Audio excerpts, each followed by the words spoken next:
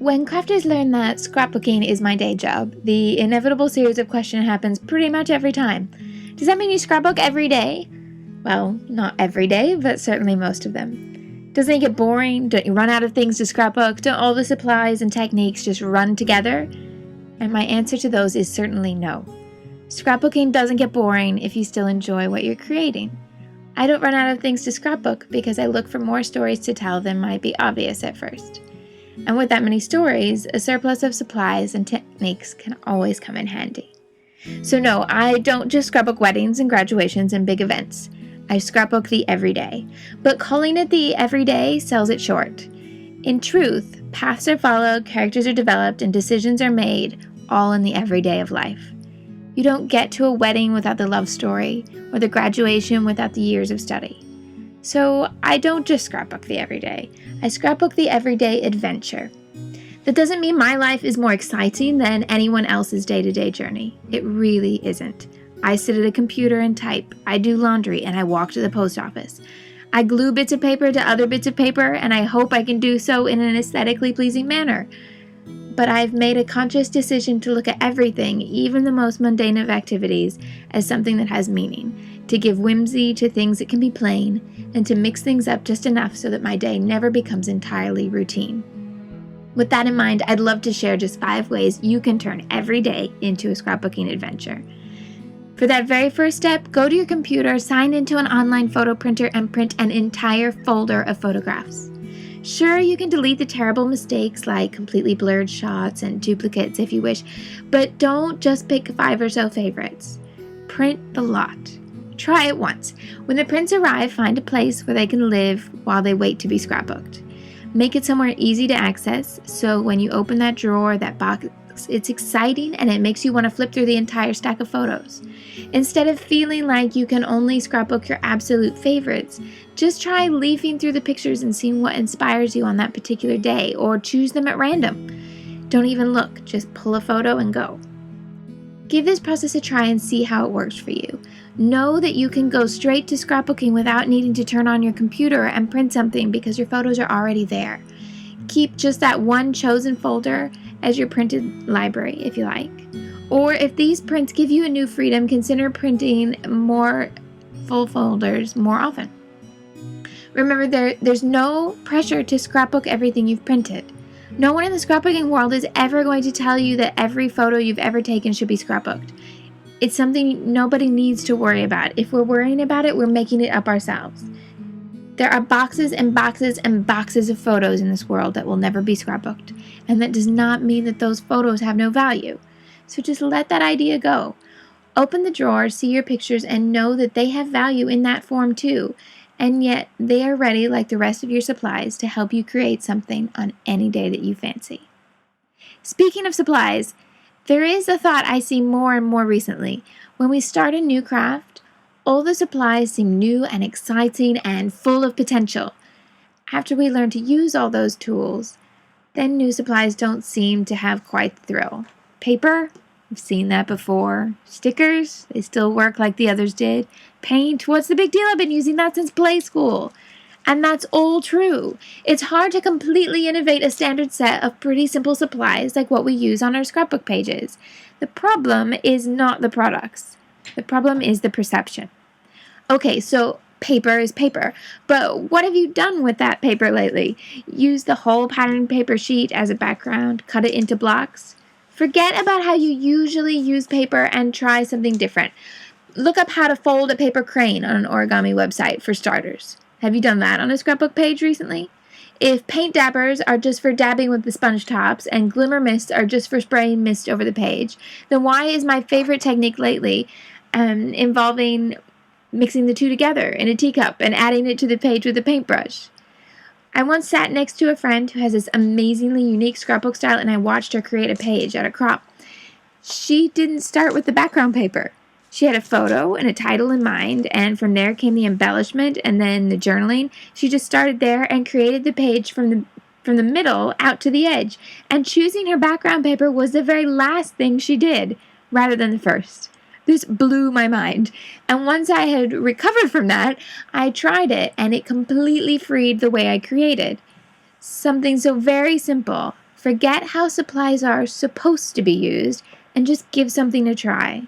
Don't do it every time in exactly the same way. Paint onto a page without knowing what it will become. That's okay. Grab some stickers and die cuts and put together a little composition that you can put on a layout later, instead of starting with the layout and then creating that embellishment. You don't even need to know what the layout's going to be about yet. It will all fall into place. Just start and the other questions will be answered. It's all part of the adventure. Then there are days you need to find the adventure in your memory. Take a look at something you see every single day. Then think back to all the stories that are in some way connected to that simple object. I can look at that first cup of coffee in the morning and I could make a list of stories to tell, like the story behind all the different coffee mugs in my cupboard, or the time we spent studying for our coffee making qualifications even though we only make coffee for ourselves, or the day of panic when I filled out a Starbucks job application because I was convinced I was going to lose my job, or the day I bought my grandpa an eggnog latte, or how I ordered a bunch of flavored syrups thinking they were really small bottles only to have them arrive and be full restaurant size and there was no way we could ever use them all nor fit them in a cupboard.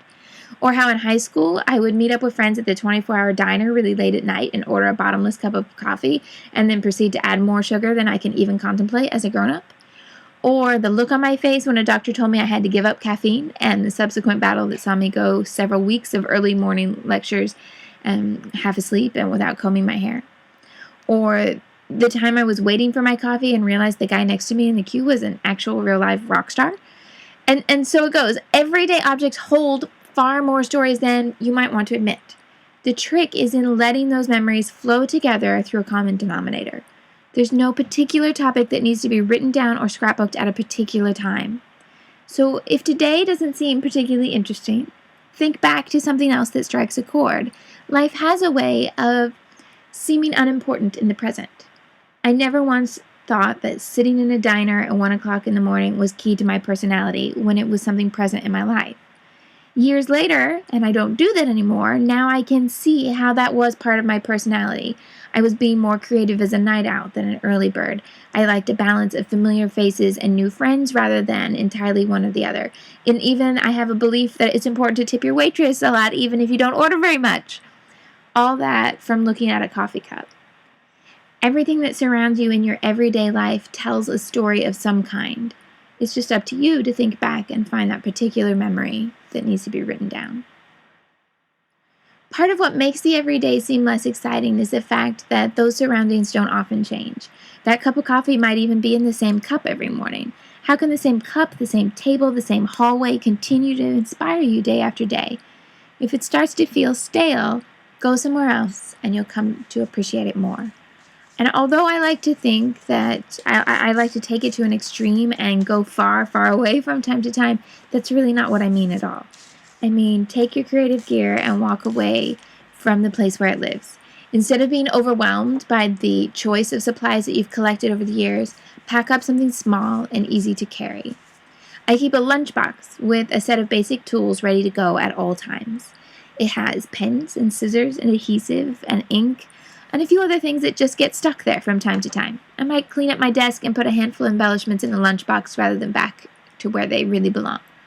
I love my creative space at home and the freedom to obliterate my table with crafty shrapnel, and that's usually how I have the most fun. But every once in a while, the spontaneity wins out, or I'd be stuck indoors on a beautiful day. I can pick up the basics for a page, grab my lunchbox and a blanket, and head to the park and scrapbook in the sunshine. I usually like the quiet of creating my own, but sometimes I would prefer something more social. So a few sets of photos and sheets of paper, plus the lunchbox, and then I can meet a crafty friend for an afternoon on a picnic bench or in a coffee shop. Sometimes it even means just moving to another spot in the same house.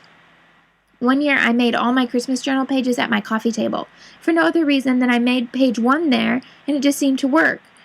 Changing locations means you have to work within what you can reach. No big decisions or being overwhelmed by the dozen different green pattern papers you could use. Instead, you have to make do with whatever you did bring and make it work in the best possible way.